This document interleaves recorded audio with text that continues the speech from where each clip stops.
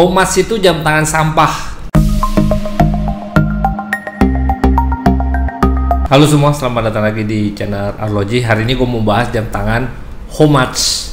Banyak yang bilang Homatch itu jam tangan sampah. Nah, itu balik lagi ke kalian, menurut kalian gimana?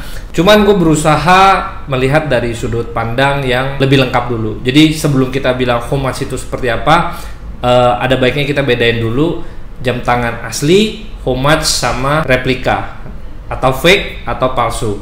Jadi jam tangan palsu itu adalah jam tangan yang dibuat persis seperti jam tangan aslinya dan dipakai merek juga seperti jam tangan aslinya.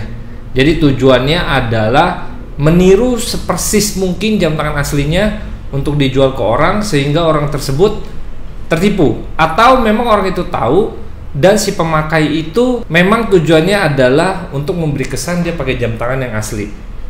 Itu adalah jam tangan fake atau palsu atau replika. Terlepas dari standar kualitasnya, fake itu memang ada yang kualitasnya jelek, jadi kasat mata udah kelihatan itu palsu. Tapi banyak juga jam tangan yang kualitas palsunya itu grade-nya itu bagus, sampai kalau secara kasat mata nggak lu periksa secara detail, lu nggak akan tahu bahwa itu jam tangannya palsu. Sampai kayak gitu. Nah, kalau definisi ini kita udah tetapkan, gue lanjutin, kita ngomong jam tangan Homatch. Tapi ini pendapat ya, ini pendapat gue. Kalau kalian punya pendapat yang berbeda, silakan juga kita tulis di kolom komentar, jadi kita bisa diskusi. Gue juga belum tentu benar, tapi ini pendapat gue pribadi aja. Terserah kalian punya pendapat yang berbeda, mungkin kalian bisa tulis di kolom komentar. Jadi bisa kasih masukan juga. Jadi kita belajar bareng-bareng lah istilahnya. Banyak yang bilang jam tangan Homatch itu nggak worth it, peniru, itu sebenarnya fake, cuma namanya aja dibedain. Nanti gue lihat dari sisi yang berbeda. Homatch di lain sisi artinya sendiri adalah pay tribute atau menghormati atau salut. Jadi Homatch, ada yang bilang Homatch, ada yang bilang homage. Jadi masing-masing, kalau gue ngomongnya Homatch karena menurut gue kalau gue ngomong Homatch lebih gampang aja gitu gue sebut. Nah, Homatch ini adalah jam tangan yang sesuai dengan sebutannya. Homatch itu artinya pay tribute. Pay tribute itu artinya menghormati lah, menghormati, menghargai. Misalnya Homatch to hero itu artinya menghormati para pahlawan. Nah, ini adalah jam tangan yang dibuat untuk menghormati jam tangan dengan desain yang udah ada sebelumnya, tapi pakai merek sendiri. Dan biasanya ada dua, jam tangan yang niru plek-plek persis, ada juga yang terinspirasi. Ini sebenarnya gue agak bedain juga karena biar clear. Homatch itu gue anggap yang jamnya itu secara kasat mata atau 90% lu bisa lihat bahwa jam tangan ini niru jam tangan tertentu dari desain merek lain. Karena kalau terinspirasi kita ngomong susah ya, agak bias gitu. Karena semua jam pasti terinspirasi dari desain jam tangan sebelumnya.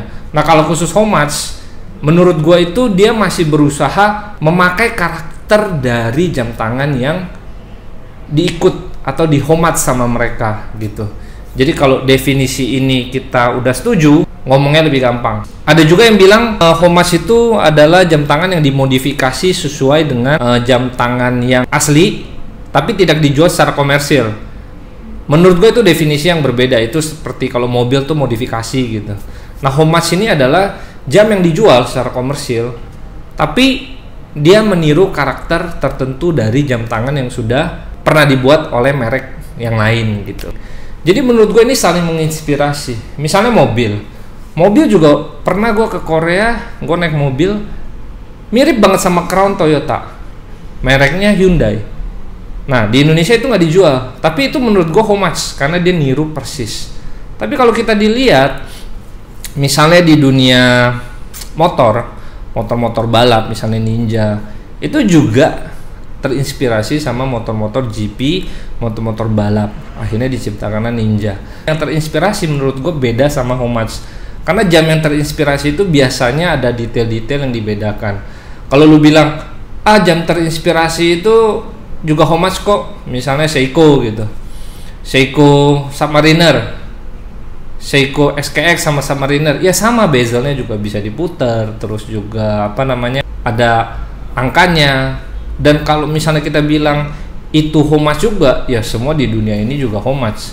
Lu bisa bilang, ya pertama kali Ford bikin mobil 4 pintu, sekarang mobil semua 4 pintu, itu how much juga. Rodanya 4, itu how much juga. Menurut gua nggak gitu. Menurut gua secara desain, how much itu kelihatan banget karakter dari jam tangan aslinya. Nah kalau Seiko misalnya XS009, dia pasti terinspirasi sama Submariner, tapi dia punya desain yang berbeda, bezelnya beda, giginya beda, bahannya juga beda, terus juga dialnya juga beda, tapi terinspirasi pasti. Jadi nggak ada benda yang tidak terinspirasi dari benda sebelumnya. Kalau mau dibilang, Submariner juga bukan jam tangan pertama yang bezelnya bisa diputar dan buat diving. Itu jam tangan pertama itu adalah Blancpain 50 Phantom kalau nggak salah. Itu adalah jam tangan diving pertama yang punya bezel diputar. Dan akhirnya baru Rolex keluarin jam tangan diving yang bezelnya bisa diputar. Walaupun sebelum Blancpain keluarin 50 Phantom itu, dia udah ngeluarin Gyrograph yang punya bezel, punya angka juga 0, 10, 15, tapi nggak bisa diputar dan itu bukan jam tangan diving. Jadi menurut gue ini saling menginspirasi.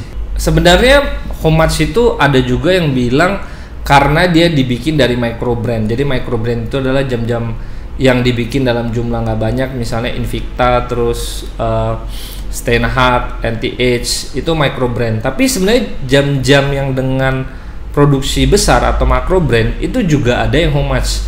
Misalnya Seiko 5 SN XJ94 itu benar-benar homage dari jam tangan Datejust presidensial, sampai ke braceletnya juga mirip. Kalau gue pribadi, gue nggak mau beli Seiko yang mirip seperti itu gitu, karena nanti orang akan menyangka itu Rolex, ternyata bukan gitu. Satu lagi misalnya Seiko SN ZF17 itu udah jelas Rolex Submariner gitu, karakternya itu terlalu persis. Tapi merek Seiko sendiri gue suka banget. Nah gue ambil contoh lain, itu adalah Tudor. Banyak yang bilang itu juga homage dari Rolex. Nah selain itu ada micro brand. Jadi kalau tadi misalnya Tudor, terus misalnya Seiko itu adalah macro brand yang ada homage-nya juga. Micro brand, gue kasih contoh misalnya Steinhardt Ocean, itu udah jelas Rolex Submariner. Kemudian Steinhardt GMT itu udah jelas juga Rolex GMT gitu. Nah merek lain misalnya NTH itu mirip banget sama Tudor Pelagos. Kemudian ada merek Rotary, itu adalah homage dari Seamaster, dari Omega. Kemudian juga ada merek Bulova yang bentuknya mirip banget sama Audemars Piguet EP. Satu lagi adalah contoh jam tangan dari macro brand Citizen Eco Drive yang niru sama Breitling. Yang Breitling itu lebih ke aviator jam tangannya. Nah itu juga semua jam tangan homage dari beberapa merek lain gitu. Kemudian misalnya Saya Halilintar, itu adalah homage dari Atta Halilintar. Nggak gitu ya mainnya ya.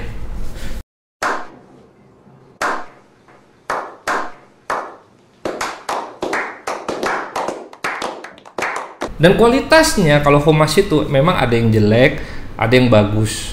Nah merek-merek bagus kayak Invicta, Steinhardt, NTH, itu menurut gue merek-merek bagus yang homage.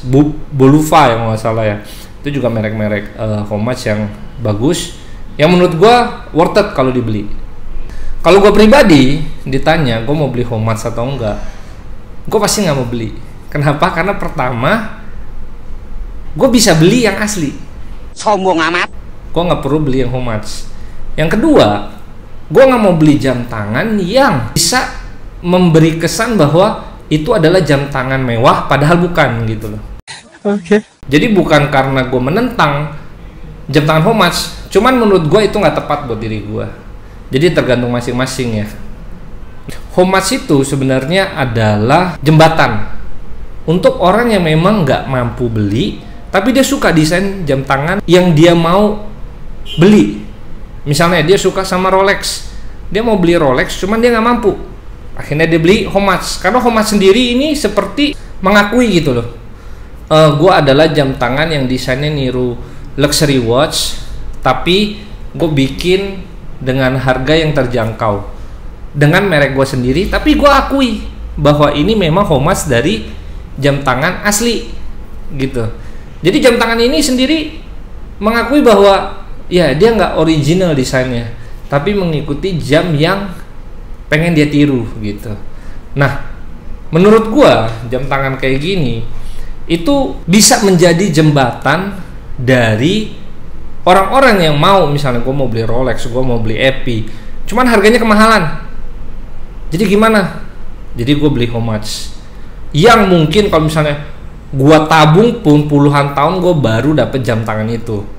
Tapi gue mau nih pakai jam tangan yang model gitu. Nggak apa-apa, orang tahu kalau itu bukan merek EP atau misalnya merek Patek atau misalnya merek Rolex.